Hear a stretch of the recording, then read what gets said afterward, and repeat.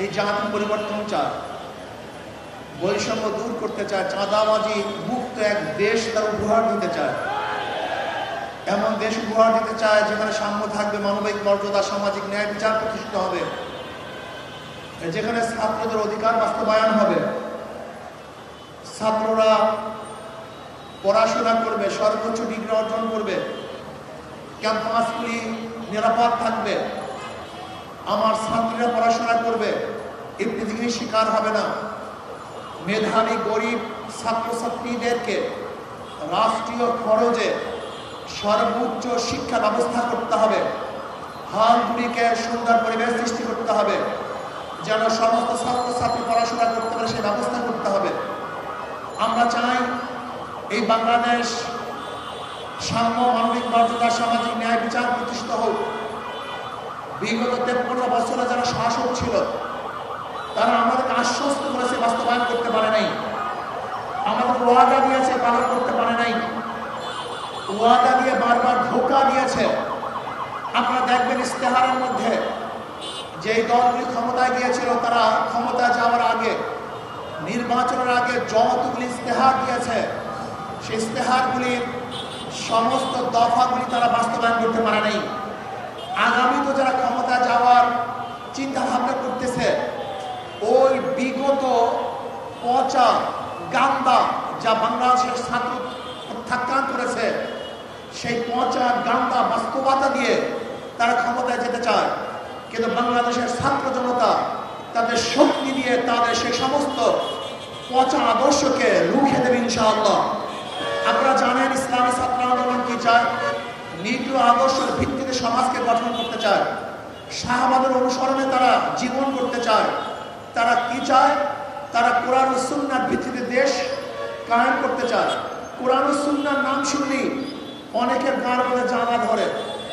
আমি দেখেছি বিগত আওয়ামী লীগ ফ্যাসিস্ট আমলের যে বক্তব্য, বর্তমানে অনেক নেতাদের মুখে একই বক্তব্য শুনি। বিগত ফ্যাসিস্ট আমলে আমরা দেখেছি জয় বলেছেন কোনো অবস্থাতেই যেন মৌলবাদী উত্থান না হয়। আজকে আমরা তারেক সাহেবের মুখে একই বক্তব্য শুনি। জয়ের বক্তব্য এবং তারেক সাহেবের বক্তব্যের মধ্যে আমি কোনো পার্থক্য দেখছি না। আপনারা দেখছেন কিনা আমি জানি না। আপনারা দেখেছেন দক্ষিণপন্থীর উত্থান হচ্ছে, আজকে মৌলবাদীর উত্থান হচ্ছে। বর্তমান গতকালকে দেখলাম আমাদের মির্জা ফখরুল ইসলাম আলমগীর সাহেব মন্দিরে গিয়ে বক্তৃতা করেছেন, হিন্দুদের এক মাজলিসে গিয়ে বক্তৃতা করেছেন। সেখানে ধর্মের ব্যাপারে ইসলামের ইঙ্গিত করে বর্তমান ইসলামী শাসনের ব্যাপারে তিনি ইঙ্গিত করেছেন। আমি বলবো 92% মুসলমানদের যদি ইসলামী হুকুমাত হবে তার চেঞ্জ হওয়ার কি আছে? বরং 92% মুসলমানদের ইসলামী হুকুমাত না হওয়ার ব্যাপারে আশ্চর্য আছে। হচ্ছে না কেন? আমি বলবো আসুন আমরা সবাই সম্মিলিতভাবে ইসলাম হুকুমাত কায়েম করার জন্য চেষ্টা করি।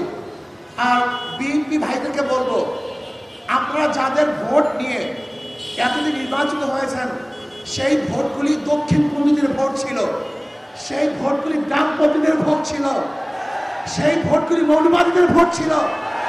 আপনি দেখেন খালেদা জিয়া তিনি মৌলবাদীর পক্ষে বক্তৃতা করেছেন, এমনকি মির্জা সাহেব তিনিও মৌলবাদীদের পক্ষে বক্তৃতা করেছেন, মোশাররফ সাহেব তিনিও মৌলবাদীর পক্ষে বক্তৃতা করেছেন। যারা এক সময় মৌলবাদীদের পক্ষে বক্তৃতা করতেন এখন তারা মৌলবাদীদের বিপক্ষে বক্তৃতা করার কারণটা কি? এর কারণটা কোথায় জানেন?